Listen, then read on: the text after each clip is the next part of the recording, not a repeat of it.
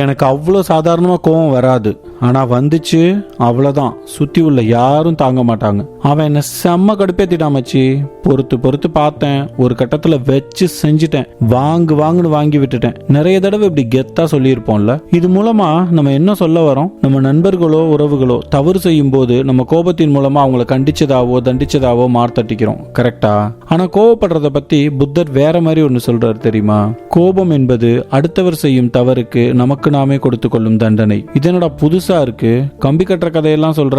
அவனை திட்டினா எனக்கு எப்படி தண்டனை கிடைக்கும்? இந்த குட்டி கதையை கேளுங்க. ஒரு சின்ன கிராமத்துல துறவி ஒருத்தர் வாழ்ந்துட்டு இருந்தாரு. ஒரு நாள் சாயந்தரம் பக்கத்து ஊரை சேர்ந்த குடிகாரன் ஒருத்தன் அந்த துறவி செய்யாத தவறுக்காக அவர் வீட்டு வாசல்ல வந்து அவரை கண்ணா பின்னான்னு திட்டிட்டு இருந்தான். அந்த துறவியோ அமைதியா ஒரு புன்சிரிப்போடையே இருந்தாரு. இதை வேடிக்கை பார்த்துட்டு இருந்த ஊர் மக்கள் அந்த குடிகாரன் போனதுக்கு அப்புறம் துறவி கிட்ட வந்து, ஐயா, அவன் உங்களை அப்படி திட்டுறான், நீங்க கோவப்படாம சிரிச்சுட்டே இருக்கீங்க, எங்களையும் எதுவும் பேச வேணாம்னு சொல்லிட்டீங்களே. அப்ப அங்க பக்கத்துல ஒரு விறகடுப்பு எரிஞ்சிட்டு இருந்துச்சு. அதை காமிச்சு அந்த கூட்டத்தை பார்த்து ஒரு கேள்வி கேட்டாரு அந்த துறவி. இந்த அடுப்புல இருந்து எரிஞ்சிட்டு இருக்கிற ஒரு கரித்தனல கைகள்ல எடுத்து அவனை நோக்கி வீசினா முதல்ல யாருக்கு காயம் ஏற்படும்? நமக்கு தான் முதல்ல காயம் ஏற்படும், அப்புறம் தான் அவனுக்கு. கோவமும் இதே மாதிரி தான். கோவப்படுற ஒவ்வொரு முறையும் நம்ம உடம்புக்குள்ள தேவையில்லாத எதிர்மறையான ஒரு அதிர்வு உருவாகும். அதுக்கு பிறகுதான் அது அடுத்தவங்க மனசை பாதிக்கும். அடிக்கடி இந்த மாதிரி தேவையில்லாத அதிர்வுகள் நம்ம உடம்புல நடந்தா அது ஒரு நோயில போய் முடியும். கவனிச்சு பார்த்திருக்கீங்களா? நம்ம ஒவ்வொரு முறை கோவப்படும் போதும் நம்ம மூச்சு ரொம்ப வேகமா ஒரு மாதிரி கண்ட்ரோல்ல இல்லாம இருக்கும். இதையே தொடர்ந்தா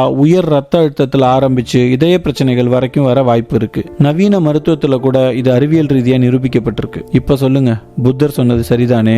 என்னோட பர்சனல் எக்ஸ்பீரியன்ஸ்ல கோபம் நிறைய பாதிப்புகளை ஏற்படுத்தி இருக்கு. கொஞ்சம் நிதானமா ஹேண்டில் பண்ணியிருந்தா சில உறவுகளை இழக்காமலும் இன்னும் வேகமாகவும் வாழ்க்கையில முன்னேறி இருக்கலாமோன்னு நமக்கு லேட்டா தான் புரியும். ஆனா ரிவர்ஸ்ல போய் பழைய பிரச்சனையை சரி பண்ற வாய்ப்பை நம்ம யாருக்குமே அந்த கடவுள் கொடுக்கலையே. இதுல இருந்து வெளில வர்றதுக்கான ஈஸியான வழியை நானுமே இன்னும் பிராக்டிஸ் பண்ணிட்டு தான் இருக்கேன். இன்னொரு வீடியோல அதை பத்தி டீடைலா பார்ப்போம். இப்போதைக்கு கோபம் வரும்போதெல்லாம் புத்தரின் வரிகளை மட்டும் மனசுல திரும்ப திரும்ப சொல்லிக்கோங்க. கோபம் என்பது அடுத்தவர் செய்யும் தவறுக்கு நமக்கு நாமே கொடுத்து கொள்ளும் தண்டனை. எண்ட் ஆஃப் த டே நம்மளை ஜெயிக்க விடாம பண்ற காரணிகள் பல நமக்குள்ளேயே தான் இருக்கு.